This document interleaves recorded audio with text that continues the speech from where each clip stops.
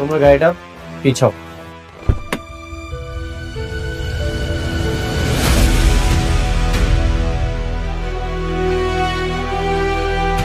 গাড়ি পিছাইবো না।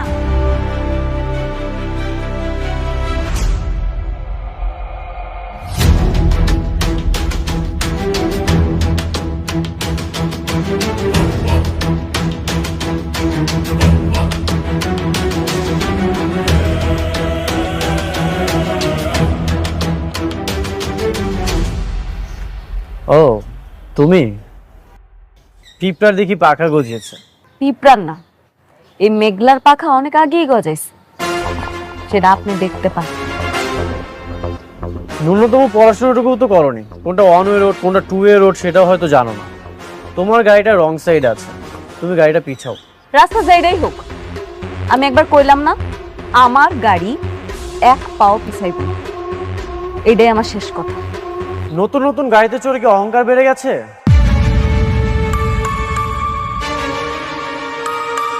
কি দেখাচ্ছ তুমি? এই যে গাড়িতে চড়তে পারো, তোমার বডিগার্ড আছে, শো অফ করতেছো, কি দেখাতে চাও তুমি? আপনার যেইটা খুশি আপনি ভাবতে পারেন, আমার কিচ্ছু আসে যায় না। দুদিন আগেও তো বস্তিতে ছিলে। বস্তির মানুষ যে নতুন গাড়ি পেলে অহংকার বেড়ে যায়, সেটা তোমাকে না দেখলে আমি বুঝতে পারতাম না। এতদিন শুধু শুনেই এসেছি। ও এখন বস্তির মানুষ, আপনি মনে হয় ভুলে গেছেন এই বস্তিতেই আপনি খাইছেন, দাইছেন আর ঘুমাইছেন।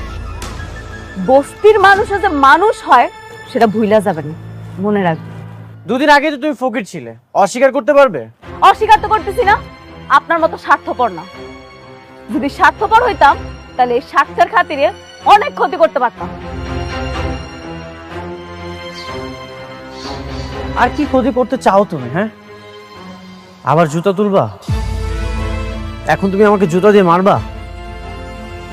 তুমি আমার এইখানটাতে আঘাত দিয়েছো, তুমি ভুলে যেও না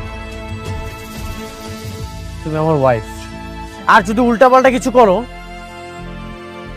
আমি কিন্তু বাধ্য হবো তোমাকে ডিভোর্স দিতে।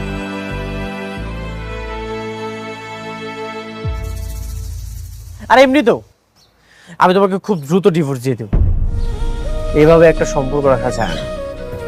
আপনার মতো পুরুষ মানুষেরা কিছু পারেন আর না পারেন, ভালোবাসা মানুষের দুর্বলতায় আঘাত করতে পারে।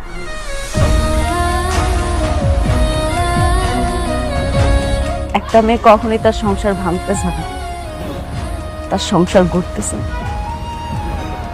এত কিছুর পরেও আমি মুখ বুঝে সব কিছু